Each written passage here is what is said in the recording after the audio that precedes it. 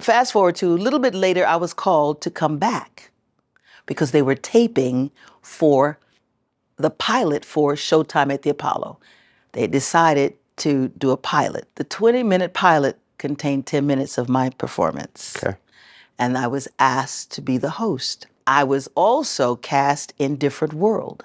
So this little richly melanated girl was about to be 2 primetime television shows with no agent or manager. Okay.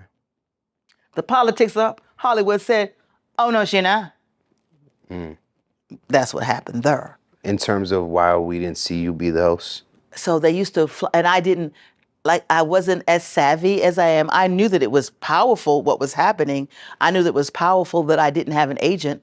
But it was also problematic in that there was no one to speak for me. Correct. I had to be in the room. And, that's not always a good thing. It's not like it is now where the talent is the director and the producer and the exec. No. Right. Then it was like, you too smart. You got too much power to be up in this. How you get here? That was the whole thing. Well, she doesn't have an agent? How did I negotiated my own stuff? I wrote my own contracts. So what year was this around? This was 86, because 1988 was The Women of Brewster Place, and that was my vindication. We shot that in 88, but I had they'd cast someone. Actually, I gave them Rick Avilas because I didn't know that they were looking to, quote unquote, replace me. Okay. So while I was shooting Different World with Lisa Bonet, the spinoff from The Cosby Show, I would tell them, when I'm not available, let Rick Avilas, if he's clean, he's going to be great. Rick Avilas and Charlie Barnett, who I spoke of earlier, were the 2 comics that were very popular in the comedy scene at that time. Rick, unfortunately, is now, both of them now are ancestors, but Rick liked that boy, and he used intravenously. So I said, if he's clean, he's going to be good for you.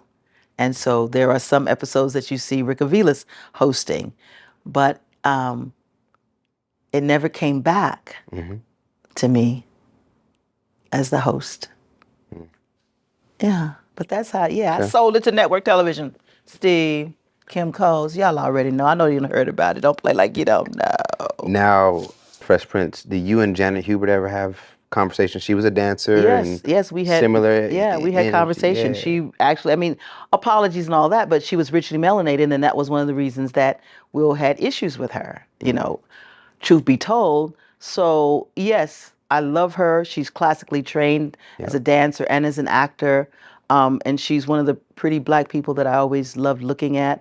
I was very saddened by what actually happened and how she was, released from the show. Yeah, I'm gonna kind of keep hitting different marks in moments, but I think in this moment it makes me reflect on just like what you represent, what Janet Hubert represented. You represent the very best of our women in entertainment. Thank you. Beauty, how you hold yourself, setting standards, but yet there's still like these ceilings that we hit. Did you feel like you hit a ceiling in terms of when you should have been rolling and should have been maybe starring in a movie or 2? Like why didn't we see you really kind of get pushed and propelled forward as I feel that you should have? I stepped away.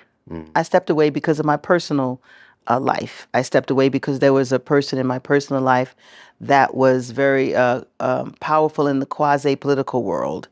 And there was a problem that I knew Hollywood would never accept that. Hollywood would never, and so unlike Arsenio Hall, who pushed the envelope, I chose to step away so that I could come back. Because when they ask you to leave, you don't come back. So I chose to leave during that time because the presence of this individual was too powerful. And there were already rumors and whispers, and it was better, I chose to step away so that I could come back. Wow. This one on One Moment is presented by Hypers Club. Watch the full interview right now at hypersclub.com by becoming a member.